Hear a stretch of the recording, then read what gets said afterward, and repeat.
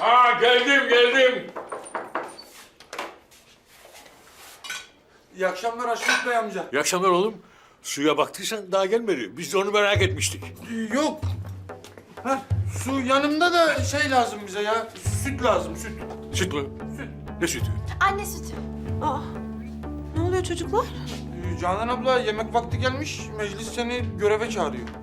Ne oluyor abla? Ya benim devaya gidip emzirmem gerekiyor da küçük fare. Nasıl yapacağız?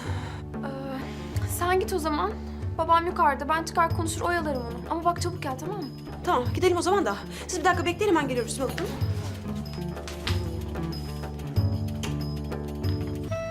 Ah yavrum ya, ah yavrum şuna bak. Bak. Ya ben de diyordum ki bu sütü seven kamyoncu kim? Meğer buymuş ya. Ah güzelim nasıl da içti bütün sütü. Çok mu seviyorsun sen sütü ha? Çok mu seviyorsun? Sevdi seni, bak nasıl gülüyor. Kız bak seni de sevdi, sana da gülüyor ya. Suyu sevmiyor, sütü seviyor ya Canan. Bu gece acıkırsa ne yapacağız biz? Of vallahi bilmem ki Metin. Şimdi bile zor kaçtım evden. Geceye nasıl gelirim bilmem artık. Onun kolayı var kızım. Sütünü biberona koyacaksın, acıkınca içireceğiz. O nasıl oluyor ya Sefiye Hanım teyze? Çocuğum böyle vakumlu, hunili bir düzenek var. Onda oluyor. Ha, bildiğin sağma makinesi yani. Evet. Annem doğru söylüyor. Var öyle bir şey. Ben de biliyorum. Ondan almak lazım. Tüh. Allah Allah ya. Demek böyle hunili düzenekler yapmışlar ha. Hıh. Ulan teknoloji ne gelişmiş ya. Bizim zamanımızda yoktu böyle şeyler. Yani annemle ben direkt... Ay çocuğum zevzekliği bırak. Babasına telefon edin. Nöbetçi eczane bulup gelirken getirsin. Hadi ara Efe. Hadi ara. Tamam. Arayalım bakalım. Ama hepimiz arıyoruz.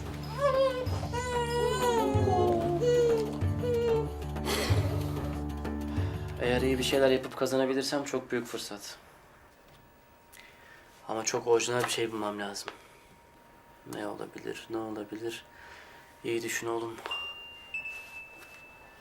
Hah. Esas orijinal adam arıyor işte. Alo. Oğlum kısa film çekeceğim. Bana çok orijinal bir şey söyle. Ne? Hunili vakumlu emmeli biberon mu? Ne diyorsun sen be?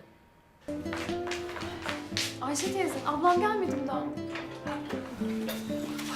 Ayşe abla, babam nerede? Beni sormadı mı? Sordu tabii, sormaz olur mu? Sen çık yukarı, hemen ona bir görün. Bebek nasıl? İyi. Süt sağacağım da ben onu. Onun için Denizler alet almaya gitti. Süt mü? Süt sağmak. O nasıl oluyor? Sormayın bana bir şey. Soruyorsunuz, sonra dinlemeden gidiyorsunuz.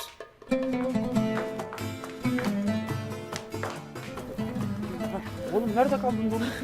Geldik işte oğlum geldik. Eczacıya ne olduğunu anlatana kadar bir saat sessiz film oynadık. Sonunda anladı da verdi işte. Bu mu Zamazingo? Buymuş işte abicim al. Ya bana ne veriyorsun birader? Ben mi sayacağım Canan ablayı ya? Ben mi sağacağım oğlum? Al dedin aldık işte al. Ama her şeyi de benden beklemeyin artık ya. Aa yeter. Kız kendi kendini sağacak. Of. Hadi yürüyün. Hadi canım. Nasıl yani? Şimdi Canan abla baya kendi sütünü mü sağıyor? Vallahi istersen seninkini sağsın Almanyalı. Ne dersin? Sen buna inek mi demeye çalışıyorsun terbiyesiz şey? Asıl inek içeride.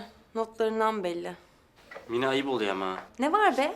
Ya arkadaşlar şurada 2 gün kalmış, ben gideceğim. Yani yemeyin birbirinizi ya, Allah Allah. Evladım ciddi gidiyorsun şimdi ha? Öyle vallahi Ayşe teyze. Yani ben de konuştum, herkes de konuştu ama nafile. Seni özleyeceğiz vallahi oğlum. Ama bak gelecek yıl sen de kazanırsın sınavı.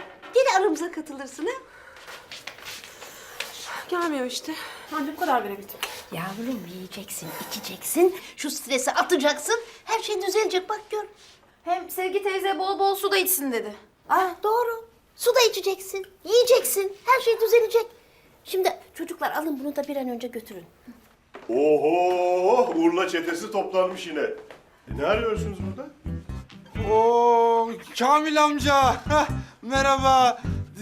Ben suyu almaya geldim ben. Su. Aldım, gidiyorum. İyi akşamlar. Hayırlı akşamlar. Yürü.